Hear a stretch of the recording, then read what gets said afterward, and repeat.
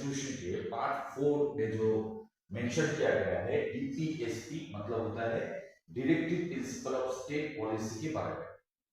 अब ये जो पार्ट है इसको पढ़ने से पहले हम लोगों को ये वाला समझना होगा कि इससे पहले हम लोग फंडामेंटल राइट्स पढ़े थे। अब फंडामेंटल राइट्स क्या था? जस्टिसेबल था, मतलब फंडामेंटल राइट्स में जो जो राइट्स हम लोग को दिया गया है अगर उसको फॉलो नहीं किया जाता है सो हम लोगों के पास ये वाला अपॉर्चुनिटी रहता है कि हम कोर्ट में जा सकते हैं। लेकिन ये जो डीपीएसपी है इसका एक बहुत बड़ा एक ड्रॉबैक क्या है कि डीपीएसपी में जो जो बोला गया है that is non justiciable in nature, मतलब अगर इसको कभी फॉलो नहीं किया गया डीपीएसपी में जो जो इंस्ट्रक्शन दिया गया है उसको अगर फॉलो नहीं किया गया तो हम लोग कोर्ट में नहीं जा सकते। ठीक है, so this is DPSP for you part 4 में आता है और this is non justiciable in nature. देखो इसके बारे में जो है जो जानकारी है इसको दिया गया है, क्या बोल रहा है दैट इज कि कौन सा पार्ट में आता है, that is part 4 of Indian constitution article अगर बोल दो तो 36 टू 51 में ये वाला आता है। डीपीएसपी का जो कांसेप्ट है वो लिया गया है Irish constitution, the constitution of Ireland, और ये जो आयरलैंड जो है इसका कांसेप्ट लिया है कहां से? स्पेनिश कॉन्स्टिट्यूशन से। तो कभी-कभी क्वेश्चन जो आता है कि DPSP the concept of DPSP has been taken from, अब ऑप्शन में अगर आयरिश और स्पेनिश दोनों ही रह गया तो क्या करना पड़ेगा? तो बच्चे लोग कभी-कभी कंफ्यूज हो जाते हैं, don't get confused, the answer would be Irish constitution. Okay, so the constitution में हम लोग का इंडियन कॉन्स्टिट्यूशन में जो DPSP directive principle of state policy का जो कांसेप्ट है वो कहां से लिया गया है? It has been derived from Irish constitution. Okay, next देखो DPSP is a philosophical part of constitution, मतलब डीपीएसपी जब आप पढ़ रहे हो तो आपको लगेगा भाई बहुत बढ़िया बढ़िया जो है इंस्ट्रक्शन दिया गया है, मतलब एक आइडियल स्टेट बनाने के लिए, एक ideal state and welfare of the people, ये जो कांसेप्ट है इसको बनाने के लिए गवर्नमेंट को जो जो करना चाहिए उसका इंस्ट्रक्शन जो है इधर दिया गया है, that is why DPSP called the philosophical part of Indian constitution. Next point पे देखो क्या बोला गया डीपीएसपी का, what is the objective? DPSP का ऑब्जेक्टिव क्या है? constitute a very comprehensive economic, social, political program for modern democratic state। तो मॉडर्न डेमोक्रेटिक स्टेट जो होता है इसका जो कांसेप्ट है उसको फुलफिल करना, उसको एस्टैब्लिश करना, और the ideal of justice, liberty, equality and fraternity जो हम लोग का प्रीएम्बल में बोला गया है। अब प्रीएम्बल हम लोग ऑलरेडी अगर आप लोग इसको पढ़े हो, इधर पढ़ाया गया है तो इसको अगर फॉलो कर लो तो उधर हम लोग देखे थे द आइडियल ऑफ जस्टिस के बारे में बोला गया है, लिबर्टी इक्वलिटी के बारे में बोला गया है। तो प्रीएम्बल में जो जो इंस्ट्रक्शन दिया गया था उसको जस्टिफाई करने के लिए डीपीएसपी जो है उसको बैकअप करते हैं, मतलब प्रीएम्बल में जो जो इंस्ट्रक्शन दिया गया है उसको बैकअप करने के लिए डीपीएसपी रखा गया है कॉन्स्टिट्यूशन में। लेकिन इसका एक ही पॉइंट जो ड्रॉबैक है, जो मैंने पहले भी बोला था जैसे प्रीएम्बल का भी था, एक ही ड्रॉबैक था क्या? Preamble is also known justiciable and DPSP is also known justiciable. Next word में देखो ऑब्जेक्टिव क्या लिखा गया है? Welfare of the state, that it embodies the concept of welfare of the state and welfare of the people। okay, next देखो ये जो DPSP जो है आर्टिकल 36 टू 51 में आता है, तो इसमें से जो इंपॉर्टेंट आर्टिकल्स इसके अंडर में आता है इसको हम लोग इसको एनालाइज करते हैं। नेक्स्ट जो देखो आर्टिकल 37 में क्या आता है? The application of principle of DPSP, मतलब डीपीएसपी में जो प्रिंसिपल बोला गया है उसका एप्लीकेशन कैसे होता है, कैसे इसको हम लोग इसका एप्लीकेशन जो होता है उसको किया जा सकता है। और ये वाला जो 35 से 37 वाला जो आर्टिकल है इसको जब एनालाइज करते हैं तो हम लोग को जो बेसिकली 4 जो है प्रिंसिपल आते हैं, मतलब अगर आप डीपीएसपी पढ़ रहे हो तो डीपीएसपी में 4 प्रिंसिपल आता है जिसके बारे में आप लोगों को जानना है, जिसके बारे में आप लोगों को डिस्कस करना पड़ता है। तो 4 प्रिंसिपल क्या है? सबसे पहले देखिए सोशलिस्ट प्रिंसिपल। अब सोशलिस्ट प्रिंसिपल होता क्या है?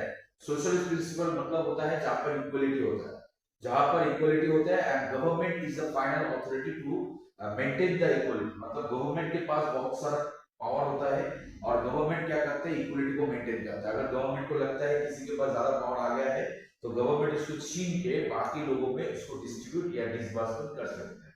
तो ये जो पैटर्न होता है जहां पर इक्वलिटी थ्रू गवर्नमेंट इसको फॉलो किया जाता है और गवर्नमेंट के पास ज्यादा पावर होता है, गवर्नमेंट हर चीज को कंट्रोल करता है, ये जो कांसेप्ट होता है इसको बोलते हैं सोशलिस्ट प्रिंसिपल।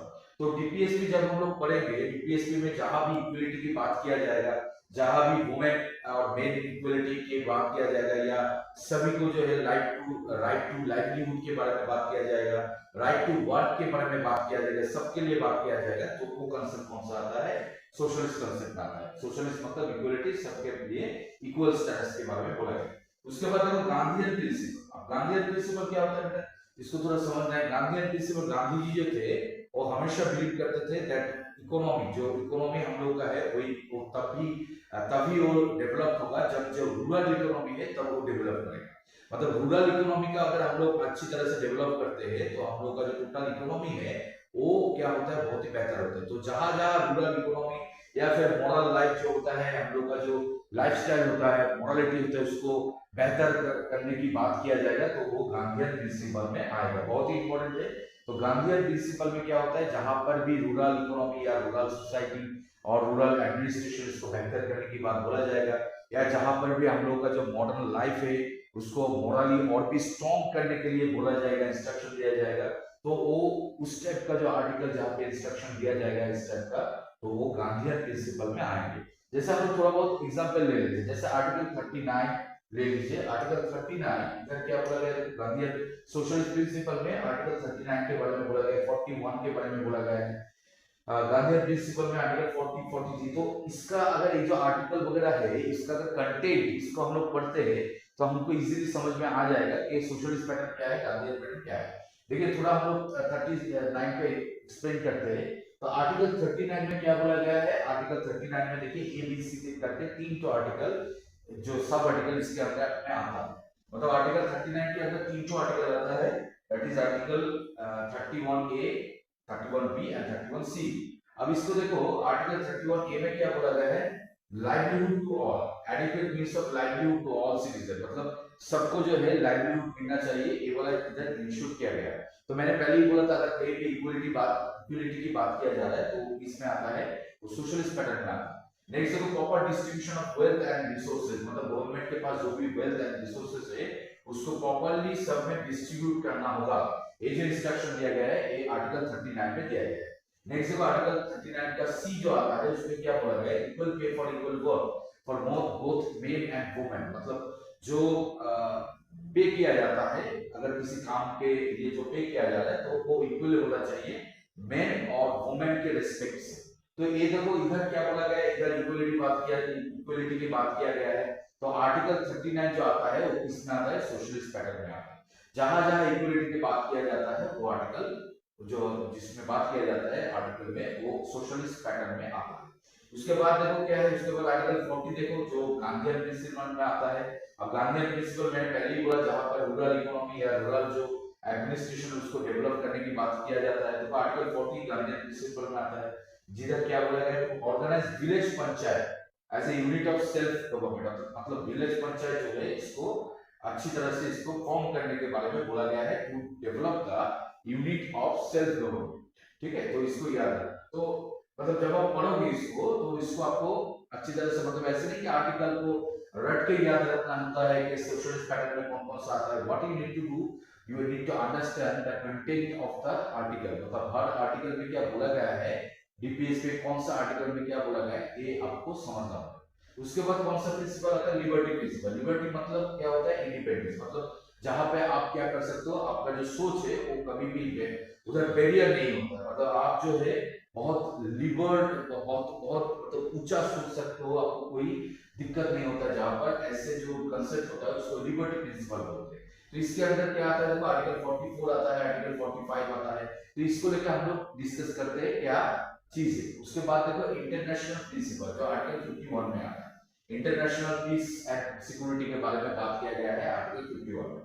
तो ओवरऑल अगर हम लोग एनालाइज करते हैं तो डीपीएस में 4 प्रिंसिपल आता है, सोशलिस्ट प्रिंसिपल, उसके बाद आता है क्या, उसके बाद आ रहा है liberty principle, international principle and lastly जो था उससे पहले वो था गांधीयन प्रिंसिपल। तो these are the 4 principles which are being follows in DPS. ठीक है, अब इसको थोड़ा एनालाइज और आगे बढ़ते हैं। देखो उसके बाद क्या होगा, आर्टिकल 39 को हम लोग एक्सप्लेन किया, आर्टिकल 39 ए बी सी जो आ रहा था। उसके बाद देखो आर्टिकल 39 ए आ रहा है। अब ये जो कहीं पे भी कैपिटल ए बी दिखाई दिया तो उसका मतलब होता है वो बाद में ऐड किया गया है।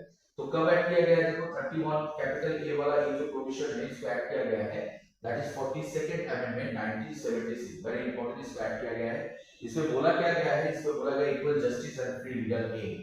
क्या बोला गया है? Equal justice and free legal aid. मतलब जो लोग जो इकोनॉमिकली बहुत वीक है, लेकिन उन लोगों को जो है जो लीगल एडवाइस उन लोगों को नहीं मिलता है। Suppose I am very weak, economically very weak, और मुझे जो है किसी लीगल एक्शन लेना है, तो मेरे पास तो पैसा नहीं है, तो government has provided, parliament has provided us that opportunity. Parliament ने क्या किया? 42nd अमेंडमेंट 1976 में क्या किया? एक एक्ट बना दिया जिसको बोलते हैं क्या, 39A में उसको बना दिया, उसको जोड़ दिया, उसको बोलते हैं equal justice and free legal aid. मतलब जो इकोनॉमिकली वीक पर्सन होगा उसको अगर कभी भी लीगल जो एडवाइस चाहिए होता है या लीगल सपोर्ट चाहिए होता है, तो उसको जो है गवर्नमेंट की तरफ से जो है फ्री में लीगल सपोर्ट या लीगल एडवाइस दिया जाएगा। ठीक है, तो इसको याद रखना है। और इसके लिए देखो एक ऑर्गेनाइजेशन बनाया गया जिसको बोलते हैं क्या, नालसा। बहुत ही इंपॉर्टेंट एक ऑर्गेनाइजेशन आता है जो आर्टिकल 39E के अंदर आता है, that is NALSA, national legal service authority, जो बनाया गया 1995 में बनाया गया। ठीक है, तो इसको याद रखना है। आर्टिकल 39 जब आप पढ़ रहे हो उसके साथ साथ आर्टिकल 39A कैपिटल स्मॉल ए में क्या आ रहा था? स्मॉल ए में आ रहा था आर्टिकल 39, अगर स्मॉल ए देगा तो उसमें आता है adequate means of livelihood to all citizen, और अगर आर्टिकल 39 कैपिटल ए दे दिया तो उसका मतलब होता है नालसा या फिर जो equal justice and free legal aid के बारे में बोल रहे हैं। उसके बाद आर्टिकल 40 हम लोगों ने डिस्कस कर लिया जहां पर पंचायत फॉर्म करने के बारे में बोल रहे हैं। आर्टिकल 41 देखो ये सोशलिस्ट पैटर्न में था, तो इसमें क्या बोला गया है? आर्टिकल 41 में बोला गया है that is right to work, मतलब हर इंसान को जो है वर्क जो है उसको इंश्योर करना है। मतलब कोई भी इंसान ऐसा ना हो कि वो उसके पास वर्क नहीं है, तो government has to ensure the work possibilities for everyone, and right to education and right to public assistance. मतलब हर जो क्राउड है, जो पीपल है, उनको क्या करना है? सोशली अवेयर करना है, उनको हर चीज के बारे में उनको अवेयर करना जो होता है वो गवर्नमेंट का काम होता है। आप लोग कभी कभी देख लेंगे कि कभी कभी जो होता है कॉल आता है, कॉल्स वगैरह आता है जहाँ पर आपको इन्फॉर्म किया जाता है कि आप कभी भी अपना जो है आधार कार्ड या डेटा जो होता है कभी भी किसी को मत दीजिए, या फिर किसी भी आप चीज को खरीद रहे हो तो उसका डेट पर देख के परचेज कीजिए। तो इस टाइप का जो असिस्टेंस या अवेयरनेस जो होता है ये गवर्नमेंट की तरफ से किया जाता है, क्योंकि हर इंसान को जो है नॉलेजेबल होना है और अवेयरनेस करना जो होता है गवर्नमेंट का काम होता है। वो कौन सा आर्टिकल में आता है? आर्टिकल 41 में आता है। अब राइट टू वर्क मतलब हर इंसान को जो है काम मिलना चाहिए, तो गवर्नमेंट ने क्या किया? इसके लिए जो है मनरेगा जो है पॉलिसी लेके आया, जिसको हम लोग बोलते हैं 100 डेज वर्क। मनरेगा को क्या बोला जाता है? 100 डेज वर्क। आप लोगों ने सुना होगा 100 दिन का जो काम होता है उसको मनरेगा बोलते हैं। इसका फुल फॉर्म बहुत ही इंपॉर्टेंट होता है, Mahatma Gandhi national rural employment guarantee है, Mahatma Gandhi national rural guarantee act, MNREGA. Okay, इसको याद रखना है। इसका मतलब आर्टिकल जो 41 है इसके अंदर क्या आता है? राइट टू वर्क, और राइट टू वर्क के अंदर आता है मनरेगा, मतलब 100 डेज वर्क। तो इसका जो नाम था वो था Mahatma Gandhi national rural employment act. अब जब ये वाला शुरू हुआ था, हालांकि ये जो मनरेगा जिसको हम लोग बोल रहे हैं, इसका जो शुरुआत हुआ था वो 2005 में हुआ था। उस टाइम पे प्राइम मिनिस्टर थे डॉक्टर मनमोहन सिंह जी, तो तब उसका नाम जो था वो नरेगा था, मतलब एमजी महात्मा गांधी ये वाला जो टर्म है इसको इस्तेमाल नहीं किया गया था तब। बाद में इसको जोड़ा गया, तो लिखा गया है 100 डेज वर्क, जिसको नरेगा बोला जाता था, वो स्टार्ट हुआ 2005 में। उसके बाद जो है एमजी महात्मा गांधी नाम इसके साथ जोड़ा गया है 2008 में। ठीक है, तो याद रखना है मनरेगा ये कौन सा आर्टिकल में आता है? आर्टिकल 41, और जिसके थ्रू क्या होता है 100 डेज वर्क जो होता है वो इंश्योर किया गया था। अगर किसी इंडियन सिटीजन को अगर नौकरी नहीं मिल रहा है तो गवर्नमेंट ने इंश्योर किया भाई कुछ नहीं मिल रहा है तो आप 100 डेज का वर्क कर लीजिए, ऐसी बात है। ठीक है, उसके बाद देखो लिबर्टी प्रिंसिपल में हम लोगों ने पढ़ा था आर्टिकल 45 44 पढ़े थे, तो इसका क्या चीज है इसको थोड़ा जान लेते हैं। आर्टिकल 44 में आता है uniform civil code, this is for code, uniform civil code आ रहा है फॉर ऑल सिटीजन। अब ये क्या होता है? यूनिफॉर्म सिविल कोड मतलब होता है इसके अंडर में बोला गया है कि हर हमारे इंडिया में क्या है, IPC Indian penal code, FSc FPC जो होता है ये सबके लिए इक्वल है, मतलब आईपीसी सबके लिए इक्वल है। अगर मैं किसी क्राइम करता हूँ और किसी और इंसान जो और कोई और रिलीजन से बिलोंग करता है वो भी अगर क्राइम करता है तो हम लोग का सेम ही पनिशमेंट होगा, क्योंकि आईपीसी सबके लिए एक है। लेकिन हमारे इधर जो रिलीजियस जो लॉ है वो अलग है। रिलीजियस लॉ क्या है, अलग अलग, मतलब जो हिंदू लोग हैं इन लोगों के लिए जो रिलीजियस लॉ है वो अलग है, जो इस्लामिक रूल फॉलो करते हैं या इस्लामिक जो रिलीजन फॉलो करते हैं उन लोगों के लिए रिलीजियस लॉ अलग है, जो जो सिख धर्म से है उन लोग का जो रिलीजियस लॉ है वो अलग है। मतलब अलग अलग हम लोग क्या है धर्म के मामले में है जो अलग अलग क्या दिखाई देता है, लॉ दिखाई देता है। तो ये जो है इसको यूनिफॉर्म करने के बारे में बोला गया है, ठीक है। मतलब एक ही देश में एक ही जो है रिलीजियस लॉ जो है उसको एप्लीकेबल करने के बारे में बोला गया है यहाँ पर आर्टिकल 44। मैं एक एग्जांपल देता हूँ तो आप लोगों को समझ में आएगा। जैसे हिंदू लोगों का जो मैरिज होता है वो हिंदू मैरिज रजिस्ट्री एक्ट जो है उसके थ्रू होता है, जिसको बनाया गया था 1956 में। अब इस्लामिक जो लोग हैं मुस्लिम या मोहम्मदन जो लोग हैं उन लोगों का जब शादी होता है वो शरीयत रूल्स के हिसाब से होता है। शरीयत रूल ये लोगों का जो उन लोगों का जो रूल्स है उसको फॉलो किया जाता है। अब हुआ क्या है, हुआ जनरली होता क्या है, जो हिंदू जो लॉ है उधर एक इंसान दो शादी नहीं बना सकता, और द अदर है इस्लामिक रूल में लिखा गया कि एक इंसान अगर चाहे तो एक से बढ़कर दो या फिर उससे भी ज्यादा शादी कर सकता है। तो मतलब ये एक एग्जाम्पल था, बहुत ही छोटा सा एग्जाम्पल, कि अगर एक ही देश से अगर एक ही आईपीसी जो होता है वो एप्लीकेबल है तो जो रिलीजियस लॉ वो अलग ही होगा। तो उसके बारे में बोला गया कि एक ही देश में एक ही जो रिलीजियस लॉ होना चाहिए वो कहां पर बोला गया है, यूनिफॉर्म सिविल कोड में बोला गया है, आर्टिकल 44 में बोला गया है। आर्टिकल जो क्या आता है, एक कंसेप्ट किसमें आता है, लिबर्टी कंसेप्ट में आता है। उसके बाद आर्टिकल 45 आता है जहां पर एलिमेंट्री एजुकेशन बोला गया है for the children up to 6 years, मतलब 6 साल तक बच्चे लोग जो होता है उसको जो एलिमेंट्री एजुकेशन, मतलब कोई बच्चा अगर स्कूल में प्राइमरी स्कूल में एडमिशन लेने जाते हैं तो उसको एडमिशन लेना पड़ेगा, उसको आप वापस नहीं भेज सकते हो, क्योंकि एलिमेंट्री एजुकेशन जो है आर्टिकल 45 में बोला गया है कि बच्चे जो है 6 साल से, इससे पहले हम लोग फंडामेंटल राइट्स पढ़े थे जहां पर बोला गया था 6 to 14 इयर्स, फंडामेंटल राइट्स में बोला गया था 6 to 14 इयर्स के जो बच्चे लोग हैं उन लोगों का जो एजुकेशन है उसको इंश्योर करना है। और आर्टिकल 45 में बोला गया है elementary education for the children up to 6 years. Okay, इसको याद रखना। अब ये जो एजुकेशन में क्या लाता है, ये लिबर्टी लाता है। एजुकेशन जो है हम लोग का जो सोच है इसको बेहतर बनाता है, तो this is a liberty concept में आ रहा है। उसके बाद देखो आर्टिकल 49 को डिस्कस किया गया है। आर्टिकल 49 में क्या बोला गया है, that is protection of monuments and palaces, मतलब जो मॉन्यूमेंट्स जो इंडिया में पाए जाते हैं, जो मॉन्यूमेंट्स या फिर जो पैलेसेस पाए जाता है जिसमें क्या जिसका क्या है मतलब हिस्टोरिकल वैल्यू है उसको प्रिजर्व करना है, उसको प्रोटेक्शन करना है। It is the duty of the government, मतलब ये गवर्नमेंट का ड्यूटी होता है जो भी मॉन्यूमेंट या हिस्टोरिकल कोई प्लेस है जिसका हिस्टोरिकल वैल्यू है उसको क्या करना, प्रिजर्व करना या उसको प्रोटेक्शन करना, ये गवर्नमेंट का काम होता है। और ये वाला इंस्ट्रक्शन काम पर दिया गया आर्टिकल 49 में दिया गया, ठीक। उसके बाद देखो आर्टिकल 50 आ रहा है। आर्टिकल 50 में क्या बोला है, separation of judiciary from executive. अब एग्जीक्यूटिव क्या होता है बेटा, एग्जीक्यूटिव मतलब होता है जैसे सेंट्रल एग्जीक्यूटिव होता है, प्रेसिडेंट, प्राइम मिनिस्टर या काउंसिल ऑफ मिनिस्टर, कोई भी मिनिस्टर होता है वो सेंट्रल एग्जीक्यूटिव में आता है। जुडिशियरी मतलब सपोज सुप्रीम कोर्ट। अब मतलब इंडियन कॉन्स्टिट्यूशन में आर्टिकल 50 में बोला गया है कि एग्जीक्यूटिव को जो है मतलब जुडिशियरी को जो है एग्जीक्यूटिव से दूर रखना है, उसके इन्फ्लुएंस से दूर रखना है।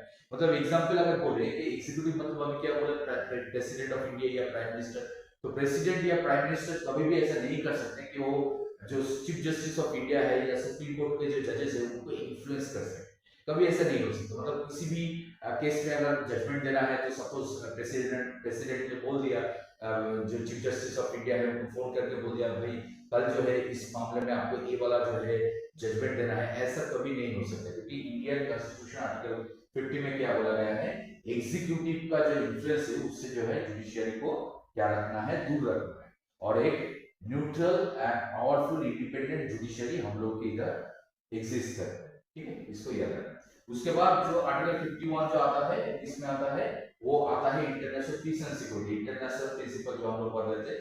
तो आर्टिकल 51 में क्या बोले, promotion of international peace and security, मतलब इंडिया एक ऐसा कंट्री है जो हमेशा पीस एंड सिक्योरिटी को क्या करते हैं, उसको फेवर करते हैं। मतलब कभी भी अगर जैसे अभी एग्जांपल ले लेते हैं, जैसे अभी कुछ दिन पहले अभी भी थोड़ा बहुत क्राइसिस चल रहा है, जो रशिया और यूक्रेन का जो क्राइसिस हुआ था तब भी इंडिया क्या थे, बहुत ही न्यूट्रल थे।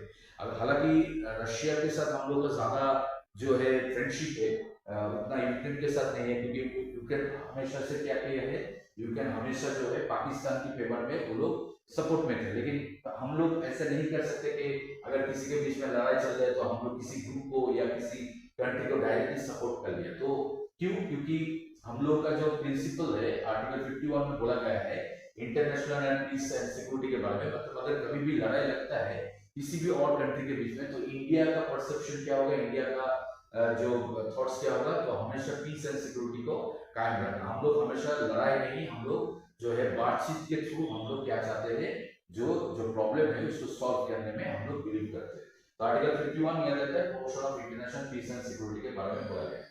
ठीक है, तो these are the fundamental rights, these are the DPSP directive principle of state policy, important DPSP जो आप लोगों को जो इंस्ट्रक्शन हम लोगों ने डिस्कस किया अभी उसको आप लोगों को जरूर फॉलो करना है। These are the most important articles of DPSP. Okay, उसके बाद आता है फंडामेंटल ड्यूटीज।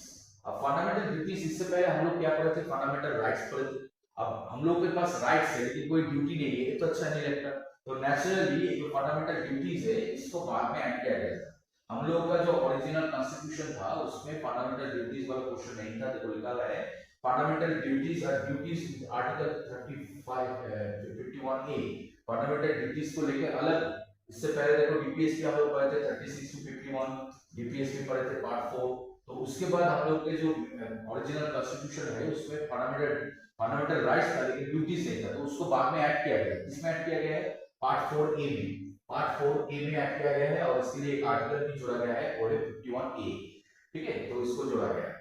नेक्स्ट, इसका जो कांसेप्ट है कहां से लिया है, फंडामेंटल ड्यूटीज का जो कांसेप्ट है इसको लिया गया है यूएसएसआर से, union of Soviet, that is union of Soviet and socialist Republic. ठीक है, union of Soviet socialist and Republic, ये जो यूएसएसआर सोवियत यूनियन था उधर से फंडामेंटल ड्यूटीज का जो कांसेप्ट है इसको लिया गया है। और इसका जो रिकमेंडेशन था वो किससे किया था, सरन सिंह कमेटी में इसको रिकमेंडेशन किया था। बहुत ही इंपॉर्टेंट है, वाला देता रहता है। फंडामेंटल मतलब फंडामेंटल ड्यूटीज वाला जो पार्ट है ये हम लोगों के कॉन्स्टिट्यूशन में पहले से नहीं था, इसको बाद में ऐड किया गया है। कब ऐड किया गया था, 42nd अमेंडमेंट 1976 के थ्रू इसको ऐड किया गया था। तो बहुत ही इंपॉर्टेंट है, जो लिखा है 42nd अमेंडमेंट 1976 के थ्रू इसको ऐड किया गया था। इसका रिकमेंडेशन किसने किया था, सरन सिंह कमेटी ने किया था। और इसका जो कांसेप्ट है वो कहां से लिया गया है, सोवियत यूनियन से लिया गया है। और पहले जो है इसमें क्या था, 10 फंडामेंटल ड्यूटीज जो है इसको ऐड किया गया था। मतलब अभी अगर देखते हो कितना फंडामेंटल ड्यूटीज है, मतलब कॉन्स्टिट्यूशन में कुछ रिस्पांसिबिलिटी हम लोग को दिया गया है, कुछ ड्यूटीज के बारे में बोला गया है। तो ये ड्यूटीज कितना है, अभी अगर देखते हो 10 है, अभी 11 है, लेकिन पहले जब इसको ऐड किया गया था 42nd अमेंडमेंट 1976 में तो दैट वाज 10 इन नंबर, उस टाइम पे 10 था। मतलब उसके बाद एक तो और ऐड हुआ है, अभी फंडामेंटल ड्यूटीज कितना है 11 है, तो मतलब इसके बाद एक और हुआ है, ऐड हुआ था। तो एक बाद वाला 11 वाला जो ड्यूटीज है उसको कब ऐड किया गया था, तो 86 अमेंडमेंट 2002, मतलब 86 अमेंडमेंट 2002 के थ्रू क्या गया था, 11th नंबर जो फंडामेंटल ड्यूटीज है उसको क्या किया गया था, इंडियन कॉन्स्टिट्यूशन में फंडामेंटल ड्यूटीज के अंदर ऐड किया गया था। तो right now we have 11 fundamental duties, but जिसको जब ओरिजिनली इसको ऐड किया गया था फ्रॉम बाय 42nd अमेंडमेंट 1976, तो उस टाइम पे ये वाला 10 नंबर था। तो ये जो डायरेक्टिव प्रिंसिपल, ये जो फंडामेंटल ड्यूटीज है ये भी directive principle of state policy की तरह नॉन जस्टिसिएबल है। मतलब अगर जो इंस्ट्रक्शन दिया गया है फंडामेंटल ड्यूटीज हम लोग को फॉलो करने बोला है, शुड फॉलो दैट, तो ये मोरल बाउंडनेस होगा। ऐसा नहीं कि अगर इसको फॉलो नहीं किया गया तो आपको बहुत बड़ा जुर्माना या आपको इम्प्रिजन किया गया, ऐसा नहीं। इज द मोरल बाउंडनेस जो हम लोग को मोरली इसको सपोर्ट करना होता है और हम लोग को इसको फॉलो करना होता है। और मोस्ट इंपॉर्टेंटली हम लोग को जानना है क्या क्या फंडामेंटल ड्यूटीज के बारे में इंडियन कॉन्स्टिट्यूशन में बोला गया है। तो देखो क्या क्या बोला गया है, there are total 11 fundamental duties. तो इसको ऐसा नहीं कि रट के याद रखना है, but you should know about the fundamental duties that has been prescribed to our constitution. देखो क्या बोला है, सबसे पहले जो है कॉन्स्टिट्यूशन को मान के चलना है, to avoid by the constitution, constitution is the highest source of law book. तो इसको जो है हम लोग को क्या करना है, मान के चलना चाहिए। और जो इंस्टीट्यूशन एंड जो मतलब जो गवर्नमेंट इंस्टीट्यूशन जो है, जो गवर्नमेंट ऑर्गेनाइजेशन जो है, इसको हम लोग को क्या करना है, रिस्पेक्ट करना है। ठीक है, रिस्पेक्ट करना है गवर्नमेंट ऑर्गेनाइजेशन जो इंस्टीट्यूशन से, उसको रिस्पेक्ट करना है। और उसके साथ साथ जो नेशनल फ्लैग और नेशनल एंथम जो होता है उसको भी रिस्पेक्ट करना है। नेशनल एंथम जो होता है जनगण, नेशनल फ्लैग जो होता है उसको भी हम लोग को रिस्पेक्ट करना है। नेक्स्ट देखो हम लोग का जो हिस्ट्री है, मतलब ये जो हम लोगों को जो आजादी मिला है बहुत लड़ाई करके मिला है, बहुत सारा जो लीडर्स थे उन लोगों ने अपना जान दिए है, बहुत सारा लड़ाई करके मिला है। तो हिस्ट्री जो है नेशनल स्ट्रगल का जो हिस्ट्री है उसको रिस्पेक्ट करना है। ऐसा नहीं कि कुछ उल्टा सीधा बोल दिया जो फ्रीडम फाइटर थे उसको जो मन में आया बोल दिया, ऐसा नहीं करना है। Respect, always show respect for the national struggle. उसके बाद देखो क्या होता है, हम लोग का इंडिया में जो सॉवरेनिटी है, यूनिटी है और इंटीग्रिटी है उसको जो है बरकरार रखना है, उसको क्या करना है, उसको मान के चलना है। क्योंकि India is a unique country in the world, मतलब ऐसा कभी होता नहीं है, ऐसा कहीं पे नहीं है कि इतने सारे लोग, इतने अलग अलग टाइप के लोग, इतना रिलीजियसली अलग, जो लैंग्वेज उनके अलग होता है, कस्टम जो होता है वो अलग होता है, फिर भी हम लोग एक साथ रहते हैं। तो यही हम लोग का जो है स्पेशलिटी है। तो इसको जो यूनिटी एंड इंटीग्रिटी जो है और सॉवरेनिटी जो है इंडिया का, उसको जो है हम लोग को क्या करना चाहिए, उसको अपहोल्ड करना चाहिए, उसको हमसे रिस्पेक्ट करना चाहिए और डिफेंड करना है। ठीक है, कभी भी नेक्स्ट वाला देखो क्या बोल रहा है, अगर कभी भी हम लोग को इंडिया के ऊपर कभी भी कोई जो अगर कोई आप बोल सकते कोई भी दिक्कत आ जाता है तो देश के लिए लड़ना है। तो बहुत इंपॉर्टेंट एक लाइन है, क्या बोल रहा है, टू डिफेंड द कंट्री, तो कंट्री को सेव करना है and render national service when called upon two do so. अगर कभी भी ऐसा मौका आए कि देश के लिए काम करना पड़ता है, देश को डिफेंड करना पड़ता है, तो कभी भी पीछे नहीं हटना है, उसको करना है। इधर इंस्ट्रक्शन में बोला गया है। उसके बाद देखो हार्मनी जो होता है, कॉमन हार्मनी, जो शांति जो होता है उसको क्या करना है, उसको प्रमोट करना है। स्पिरिट ऑफ कॉमन ब्रदरहुड, जैसे मैंने पहले ही बोला, जो हर रिलीजन के लोग एक साथ हम लोग रहते हैं, लेकिन फिर भी हम लोग क्या बहुत शांति से रहते हैं। ठीक है, तो transcending religion, linguistic and regional sectional diversity, जैसे मैंने पहले बोला बहुत सारा रिलीजियस लोग इधर रहते हैं। लिंग्विस्ट के लिए हम लोग अलग अलग है, हम लोग का लैंग्वेज अलग होता है, लिंग्विस्टिक मतलब लैंग्वेज होता है, रीजनल सेक्शनल डाइवर्सिटीज है, अलग अलग बहुत सारे डिफरेंसेस है, लेकिन फिर भी हम लोग एक साथ रहते हैं क्योंकि हम लोग के बीच में क्या है, हार्मनी है, एक दूसरे को हम लोग प्यार करते हैं और कॉमन ब्रदरहुड है, इसको बरकरार रखना चाहिए। ठीक है, और उसके बाद बोला गया, देखो क्या बोला है, that is dignity of the women. ठीक है, हमेशा जो है वुमेन को रिस्पेक्ट करना है। To value the preserve of rich heritage of the country composite culture, मतलब जो हम लोग के पास जो कल्चर है उसको क्या करना है, उसको प्रिजर्व करना है। रिच हेरिटेज, जो हम लोग के पास जो बहुत सारा ऐसे बहुत सारा जगह है जिसको हिस्टोरिकली बहुत ही इंपॉर्टेंट माना जाता है, तो उसको क्या करना है, उसको सेव करना है। कल्चर जो है हम लोग का जो स्ट्रक्चर एंड कल्चर है इन कंट्री का, उसको क्या करना होता है, सेव करना होता है। ठीक है, तो उसके बाद देखो क्या बोला गया, टू एनवायरनमेंट जो होता है, एनवायरनमेंट नेचुरल एनवायरनमेंट जो होता है उसको भी क्या करना होता है, फॉरेस्ट, लेक्स, ये जो होता है नेचुरल रिसोर्सेज जो होता है, ठीक है, इसको भी नेचुरल लिविंग क्रिएचर्स जो होता है उसको भी सेव करना है। ठीक है, तो क्योंकि ये जो होता है ये हम लोग का part and parcel of our life होता है। तो environment, forest like environment like lakes, river, इसको क्या करना है, इसको भी प्रिजर्व करना है, और लिविंग क्रिएचर्स जो होते हैं उसको भी क्या करना है, प्रिजर्व करने के बारे में बोला गया है। उसके बाद देखो scientific temper, humanism and spirit of equity and reform, मतलब साइंटिफिक टेम्पर मतलब साइंस जो है बहुत डेवलप कर रहा है, अब इसको भी रेस्पेक्ट करना है। कभी कभी होता है क्या, हम लोग कभी कभी कंजर्वेटिव हो जाते हैं, साइंस को हम लोग नहीं मानते, नहीं भाई साइंस जो है नया है इसको नहीं मानते, ऐसा नहीं करना है। जो साइंस जो डेवलप हो रहा है उसको मानना है। उसके बाद उसके साथ साथ क्या करना है, ह्यूमनिज्म जो होता है इसको डेवलप करना है, और हम लोग के अंदर जो स्पिरिट जो है उसको भी क्या करना है, और भी आगे बढ़ाना है। तो सेव करते पब्लिक प्रॉपर्टी, जो भी पब्लिक प्रॉपर्टी होता है उसको सेव करना होता है, जैसे पब्लिक प्रॉपर्टी जो गवर्नमेंट ऑफिस वगैरह होता है, या आप रेलवे बोलो, मेट्रो बोलो, these are the public properties जो हम लोग टैक्स पे करते हैं उससे बनता है, तो उसको पब्लिक प्रॉपर्टी बोलते हैं। उसको वैंडलिज्म नहीं करना, उसको तोड़ना फोड़ना नहीं, उसको क्या करना है, उसको सेव गार्ड करना है। ठीक है, उसको हमेशा जो होता है, हम लोग कभी कभी क्या करते हैं, बहुत ही कैजुअल हो जाता है, ये तो सरकारी चीज है इसको खराब कर दो, भाई सरकारी चीज नहीं होता है, हम लोग के पैसे से बना गया है, हम लोग जो टैक्स पे करते हैं उससे बना गया है, उसको जो है क्या करना होता है, सेव गार्ड करना। ठीक है, तो ऐसे करके देखो बहुत सारा, तो हमेशा जो है मतलब जो देश के बारे में सोचना चाहिए। इंडिविजुअल जो तरक्की है उसको भी जोड़ देना है, कलेक्टिव जो तरक्की है मतलब आप खुद आगे बढ़ो और आपके साथ जुड़े हुए जो इंसान है उसको भी आगे बढ़ने दो, ऐसे करके नेशन आगे बढ़ता है। ठीक है, ऐसे करके नेशन आगे बढ़ते हैं, और ऐसे करके जो है हायर अचीवमेंट हो सकता है, हायर कुछ जो लक्ष्य है या ऑब्जेक्टिव है उसको आप अचीव कर सकते हो। तो ये सब इंस्ट्रक्शन दिया गया है कहाँ पर, फंडामेंटल ड्यूटीज में दिया गया है, जिसको हम लोगों को फॉलो करना होता है। और लास्ट वाला जो ऐड हुआ, जो 11 वाला, जैसे मैंने पहले बोला, पहले 10 10 था, उसके बाद 11 वाला ऐड हुआ है, दैट इज 86 एक्ट 2006 86 अमेंडमेंट 2012 में इसको ऐड किया गया, तो उसमें क्या बोला गया है, उसमें बोला गया जो चाइल्ड होता है जो 6 to 14 ईयर्स के जो बच्चे लोग होता है, उनको एक सुइटेबल क्या देना चाहिए, एक एटमॉस्फेयर देना चाहिए ताकि वो पढ़ सके। अब देखो गवर्नमेंट के ऊपर हमेशा ये वाला मतलब अगर प्रेशराइज कर दिया कि गवर्नमेंट जो है बच्चे को पढ़ाएगा, गवर्नमेंट को ये वाला करना चाहिए, लेकिन हम लोग का भी तो कुछ रिस्पॉन्सिबिलिटी बनता है, बीइंग ए पेरेंट और एक गार्जियन, ये हम लोग का रिस्पॉन्सिबिलिटी होता है कि बच्चे लोगों को एक ऐसा एटमॉस्फेयर दिया जाए जहां पर वो क्या कर सकते हैं, पढ़ाई कर सके और खुद को डेवलप कर सके। तो ये वाला बोला गया है, देखो to provide opportunities for education to the child और word between age and 14 years, ठीक है।